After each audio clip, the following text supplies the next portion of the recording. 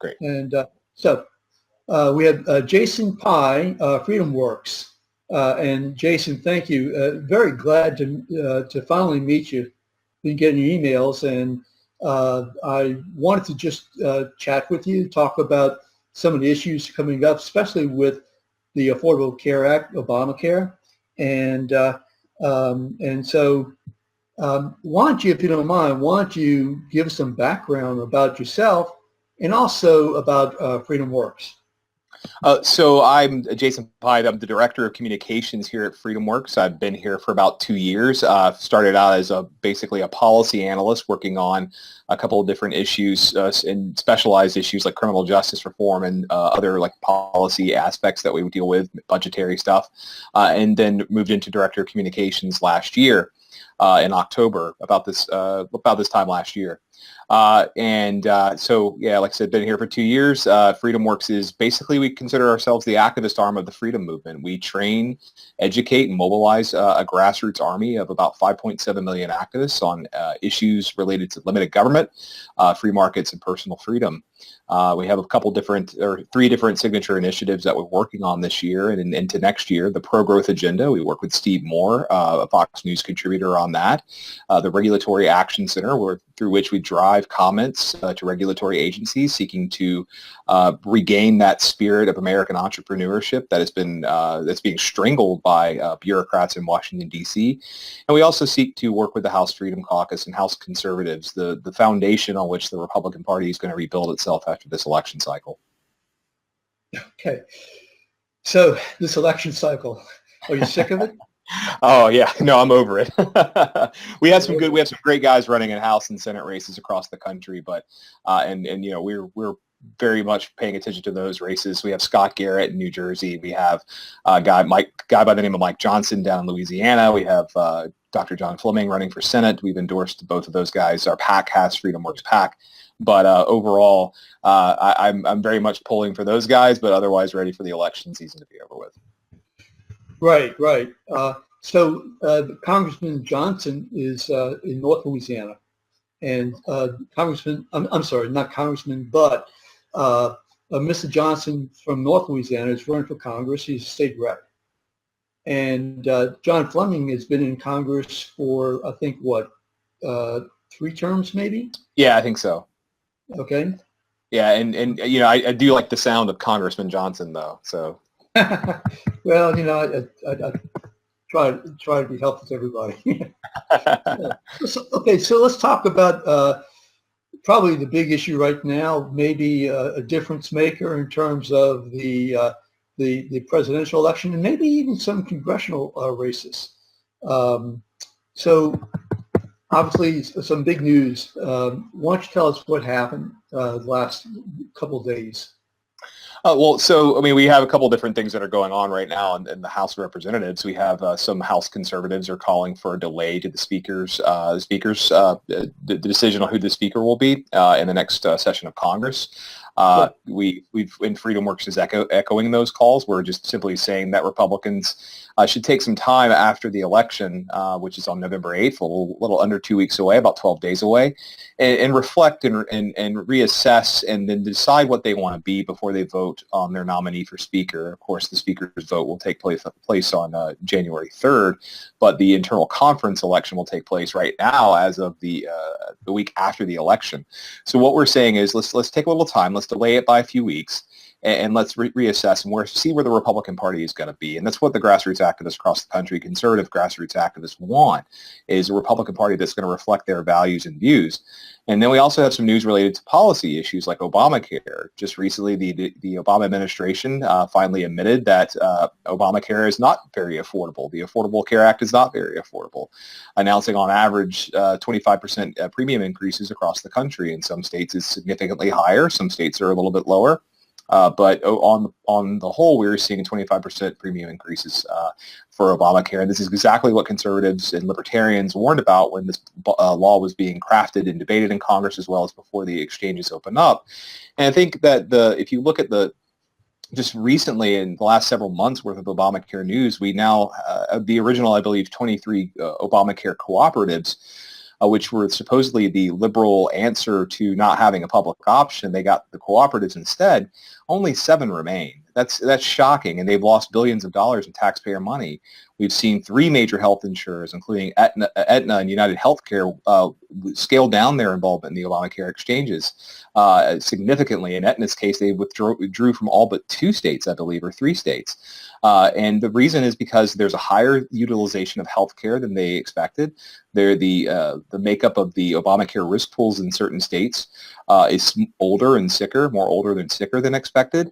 Not enough young people are signing up. If you recall that most, they assumed that the original projections were that 38 to 40% of Obamacare enrollees had to be young and healthy in order for the exchanges to work and to have low healthcare premiums. And that didn't work out. I think under 30% enrolled, which is shockingly lower. And then we also have a couple other different issues with it as well. And it seems the Obama administration is finally the lies that were told are finally being exposed. The lies that were told to pass this bill are finally being exposed, and we're seeing that it's not going to sit well with the American people when they have to pay more for health insurance and have skimpier doctor networks than they had in the past, and have to pay more out of pocket than they had in the past because that's the way they're balancing out premiums. So actually, I mean, what happened? I mean, how did the bottom begin to fall out? Is it that they could not get young people to sign up? Is it because the insurance companies could not make a profit? I mean, what exactly? Yeah, there are multiple different reasons the bottom's falling out. I think part of it's because the risk pools are unbalanced. There are more older and sicker people on the risk pools than any insurance company guess there would be. And when that happens, insurers lose money. The people who do have health insurance coverage are utilizing it and much quicker, much more often than expected, and that they're losing money as a result of it. I think one of the health insurance companies that withdrew from the exchanges, or at least most of the states that have exchanges or use the federal exchange, and I don't remember which one, but they lost something up around $700 million. So those are unsustainable losses, and you can't keep having those kinds of losses, because if you do keep having those kinds of losses, you have to raise up insurance premiums even higher, and that crowds out the available marketplace or the available consumer, because they're not going to be able to afford that coverage even with the subsidies. That's part of it. Go back to the older and sicker people being on the exchange, that's also part of it. And young people, millennials, not signing up, the young invincibles, as they've been called, who don't believe they need health care necessarily because they're young and invincible, at least in their minds.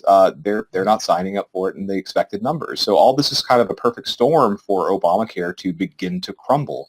And you'll recall that, well, I'm not sure if you'll recall, but 3 of the transitional programs that were there to help kind of carry over to adjust insurance companies and the American people to this law expire after the end of this year. One of them is the risk corridors program, which is the Obamacare bailout.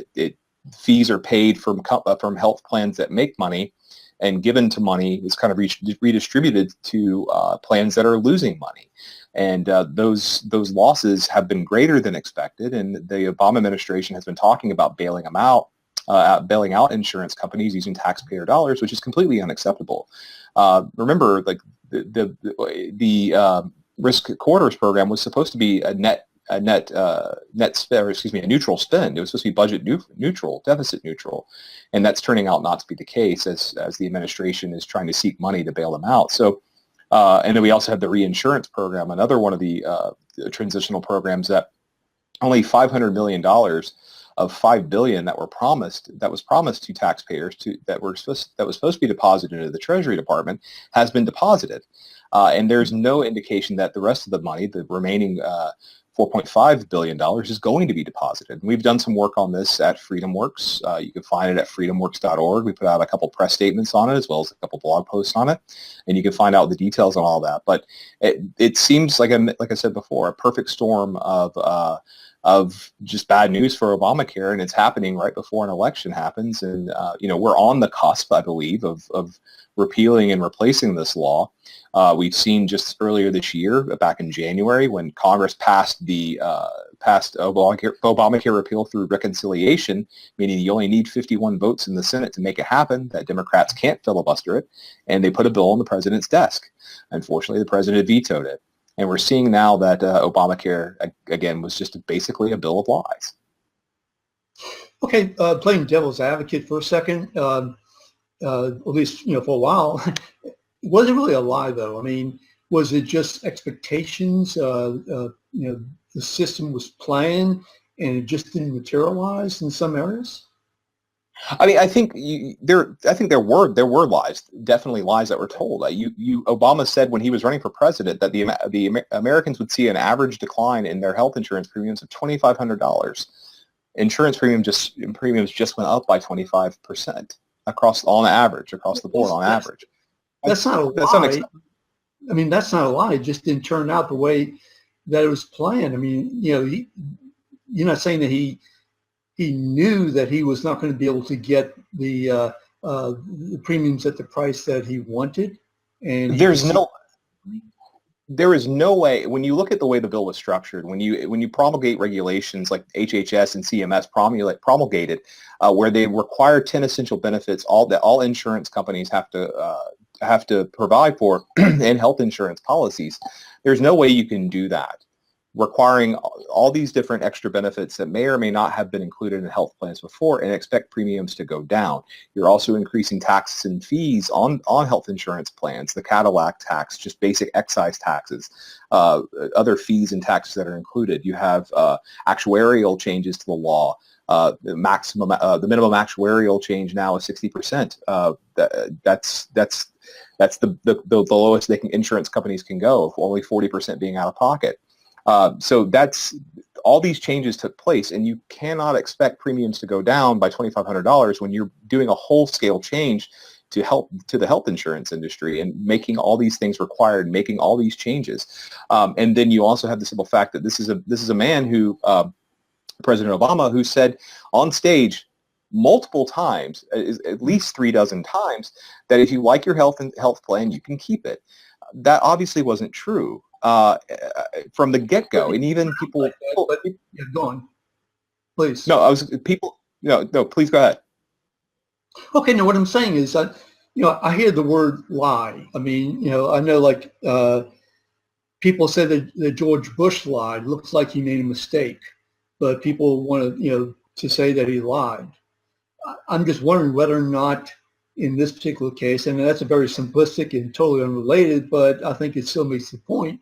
And I just wonder whether or not this was, miscalculated. They had good intentions, had a lot of moving parts, but as it turned out, they were wrong.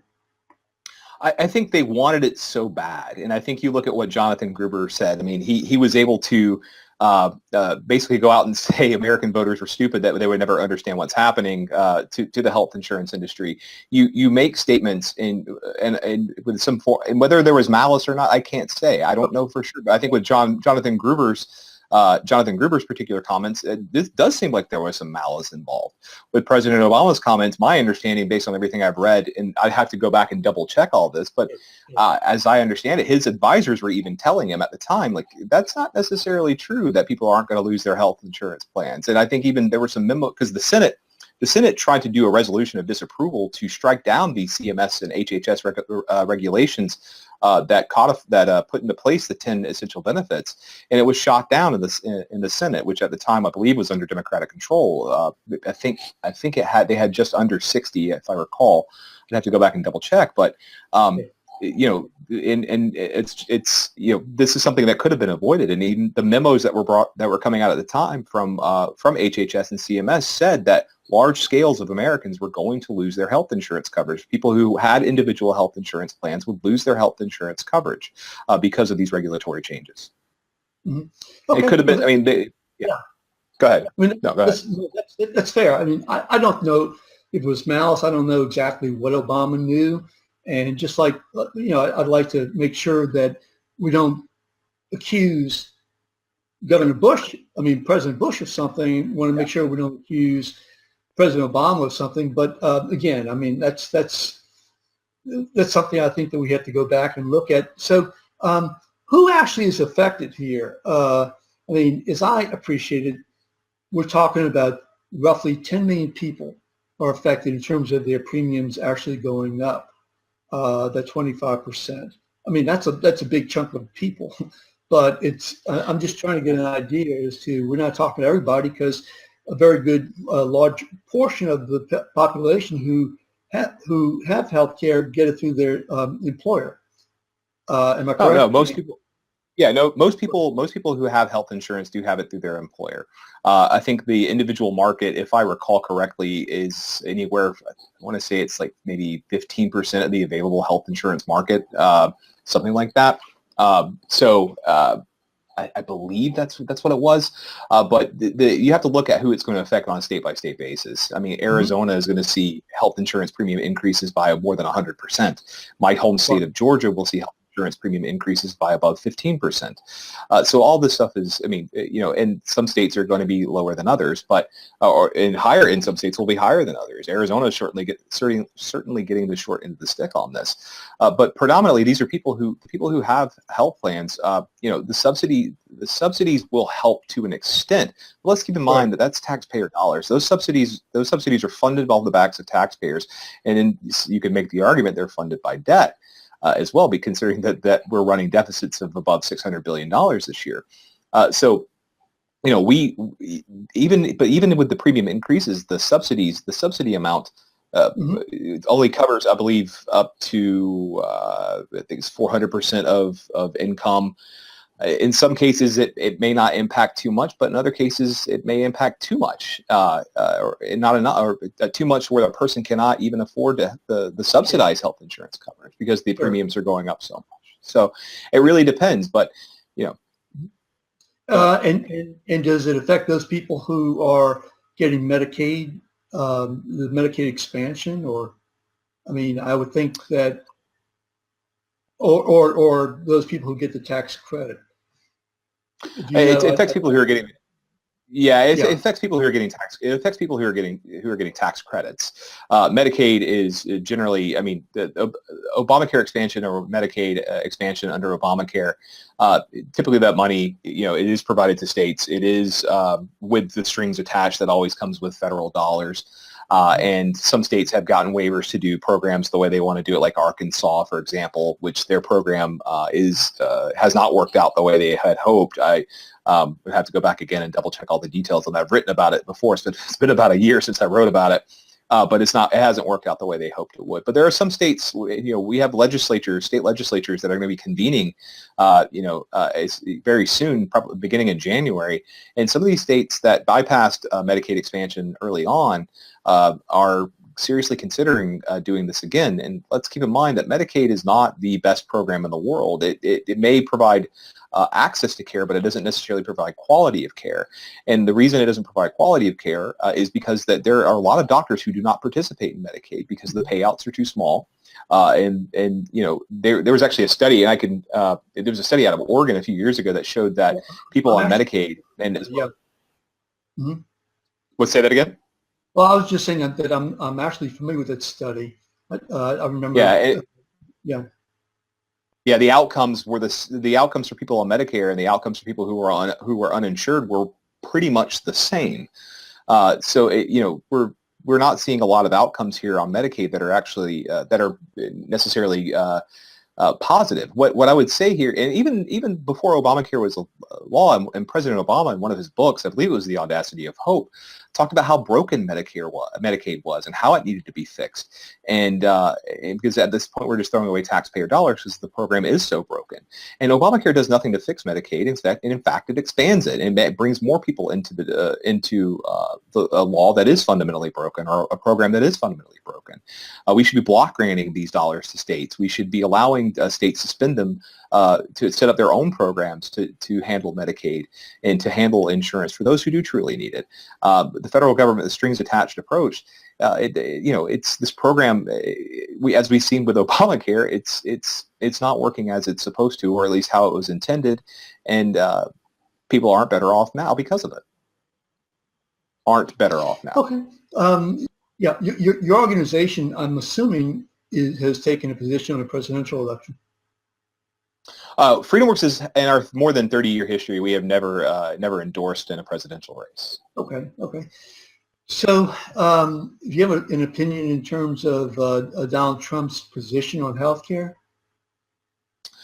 What I've seen, what I've heard of him on healthcare is at least the plan that he's rolled out initially was positive. I think it echoes a lot of the things we believe, such as portability and buying health insurance through state lines, things like that. But we do need a comprehensive alternative, and really at this moment right now is a key time that he could be going out and talking about it when the exchanges, I think just next week, will be opening up for business just before the election, and he could really hammer home these premium increases that are going to be hitting Americans where it hurts in their wallets, especially at a time where economic growth is still relatively low, anemic, 1.4%, and he could be hammering that home that Obamacare has not fixed the healthcare problem in this country. But those are themes that we certainly do like out of his healthcare plan.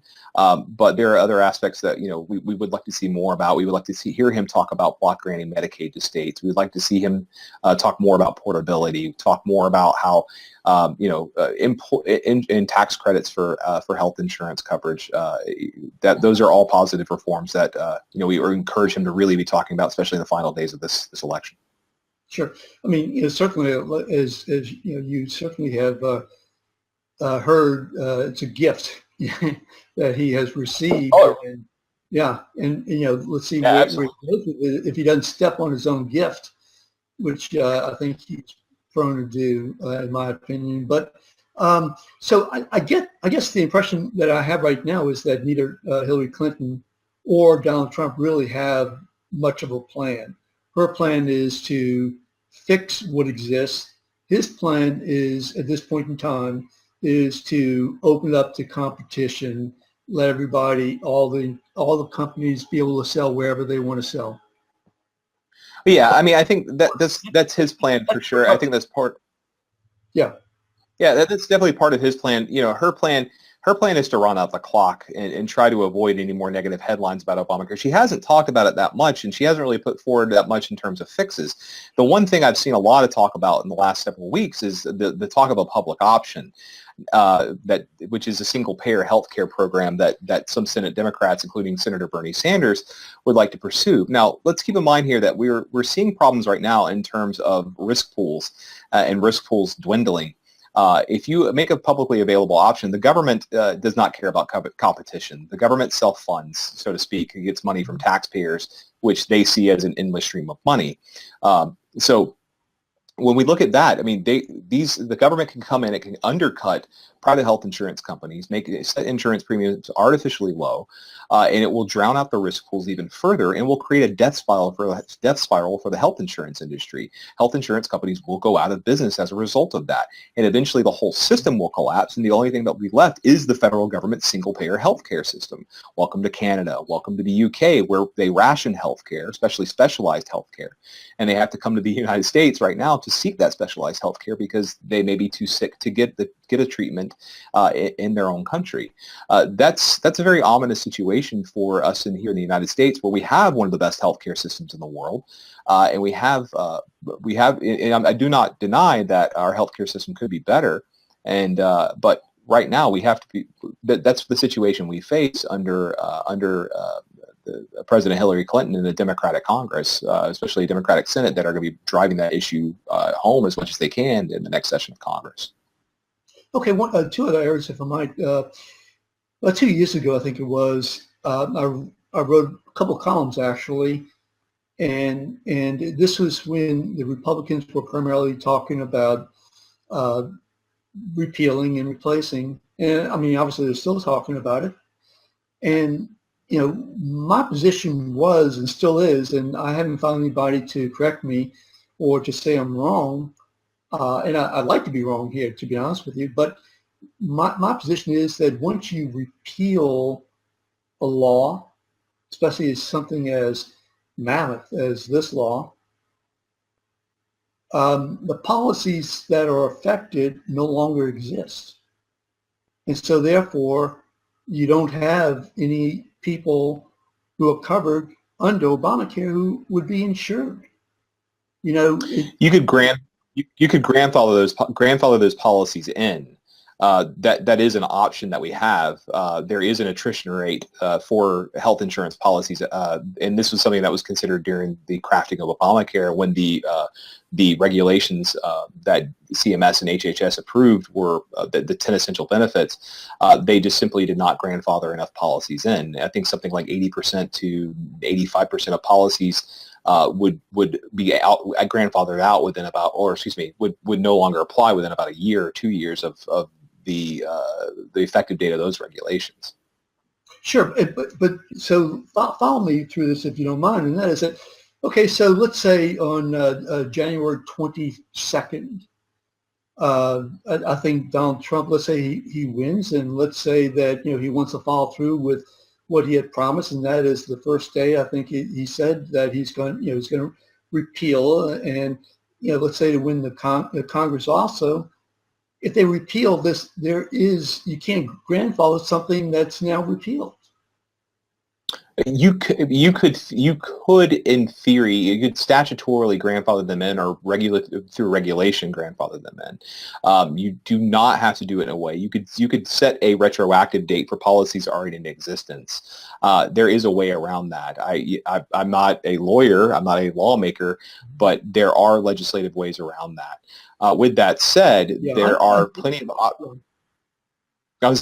of options. I've seen alternative healthcare plans presented by Republicans in Congress, none of which FreedomWorks has endorsed, mainly because there are certain aspects of each plan maybe we don't like. But you have Chairman Tom Price's healthcare bill, his reform bill. You have the one that the Republican Study Committee has put out there. And I don't remember the names of the bills, I apologize, but there are 3 or 4 different options that were available. The one that we liked years ago, FreedomWorks, before I joined FreedomWorks, was the Patient Option Act that was introduced by Congressman Paul Brown. It was the most free market of them all. Unfortunately, it didn't go anywhere. But and the thing, if I could cut off and just say that unless they're able to, I mean, this is what scares me. Okay, because unless they're able to take care of the situation of those people who would be covered under the law and set up some kind of mechanism, and I'm not even sure how they can do it. I don't think that, I mean, honestly, truly, and I am an attorney, but, certainly I haven't handled anything like this. It's just, to me, what I'm now, and that if you do rescind a law, okay, to rescinding it, but you can rescind and replace. And so, like the bill that they put on Obama's desk, there was no grandfather. Had they overridden that, okay, there would be, those people wouldn't have any insurance.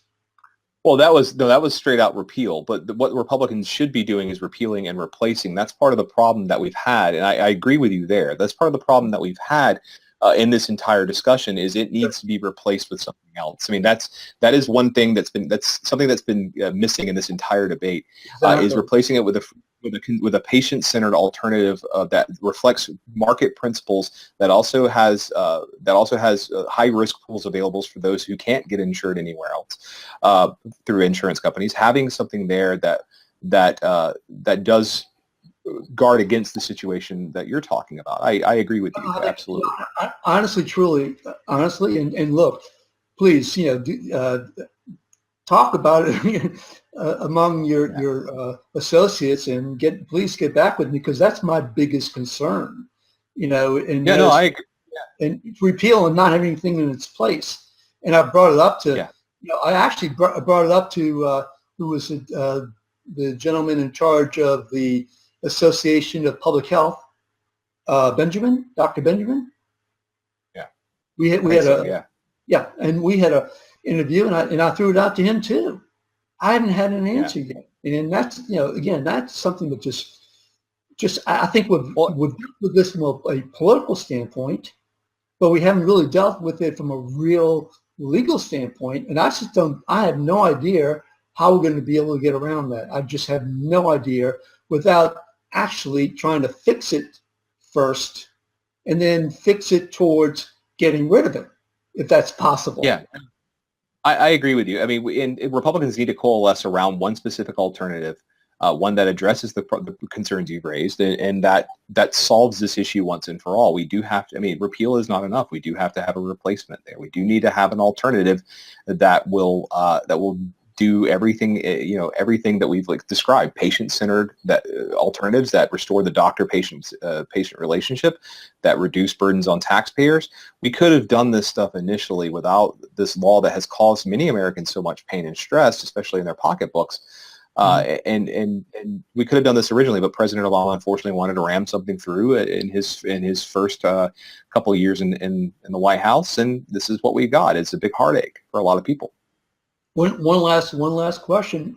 Pre-existing conditions. I mean, that is the center of Obamacare, and I don't know how you're going to be able to get pre-existing conditions. I mean, the different plans that have been bandied about. I mean, most of them have the prospects of pre-existing conditions, but there's a possibility that we're going to get snagged there also. Am I correct? I mean, even not having conditions. Go ahead. I do believe a couple of the plans out there that have been talked about do offer some sort of coverage for pre-existing conditions. In particular, I think Tom Price's plan. It was Tom Price's plan or the Republican Study Committee's plan. Also had a pool of money available for high-risk pools. It was specific funding for high-risk pools for people who were had pre-existing conditions so severe that they could not get insurance coverage through a health insurance company without paying extreme premiums. So that pool of money would have been available to help them out and provide coverage for them on their own. In terms of the pre-existing conditions, this is something I've sort of wrestled with, and probably would have to get back to it with an answer to you for it. But it's one of those things that we do have to solve as conservatives and libertarians is how we address that problem and address it in a substantive way. Yeah, because how do you start over? I mean, you say, well, okay, those coverages that you now have, you no longer have after XYZ date. I mean, yeah. it's mind-boggling when you really think about it. I mean, it really is. Yeah, no, it is. I don't disagree with you, and that's one thing we really have to guard against is that people who have their health insurance coverage now and like it, even if it's under Obamacare, can continue that health insurance coverage, and if they would like to, and that's something that we're going to have to address. We're going to have to address pre-existing conditions. We're going to have to address some of the other concerns as well that you've raised today, and that I frankly care about as well. So we're going to have to look at all that when we start seriously addressing this issue, hopefully as soon as January. Well, listen, thank you so much. I really appreciate you taking your time and talking to us. We'll be putting this up on YouTube. I'll send you the link and all, and let's have a continued conversation, because obviously such an important part of our economy and affects everybody. And with the presidential election coming up, I mean, who knows? I mean, the one thing we know is that we know. That's for sure. Yeah, no, definitely. And thank you very much. Thank you very much for having me. I appreciate it. Thank you. Take care. Bye-bye.